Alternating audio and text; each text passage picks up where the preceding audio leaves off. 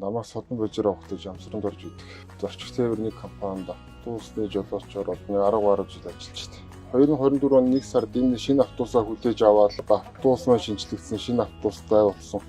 Ажлын орчин хамаагүй сайжирч байгаа юм хуучин автобустай явах үе бол тэгээд яг нөгөө нэг орчин сайжирж байгаа болохоор бас өөрөөс бас нэг жоох өөртөө шалтгаалт нэг өөртөө ер нь өөрөөсөө л гэж юм бодчих. Хувцлалтын дээр жоохон баг зэрэг анхаарсан гэх юм уу. Нэг үед чинь бас нэг жоохон нэр хүнд нас их унаад байна. Автобусны жолооч гэхээр баг дандаа муу хүмүүсээр ч одоо юм уу төсөөлдөг болсон.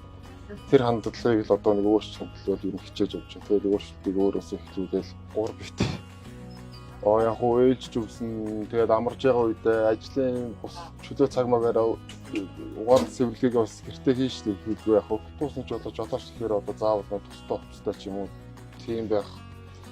Одоо бид нар ч одоо ямар ч одоо нэг хэр баргийн одоо үйлчлэгийн байгууллагад орсон нэг одоо банкнд орсон ч гэсэн нэг гоё дүр хувцас одоо тэр нэг албаны хувцастайгаа үж чадсан нэг сэтгэл гоё гэж. Автобусаа яагаад зөв тэгэж явж бодсон юм. Энэ одоо миний автобус орж ирж байгаа зарч нэг сэтгэл хангалуун зарчтэй шүү.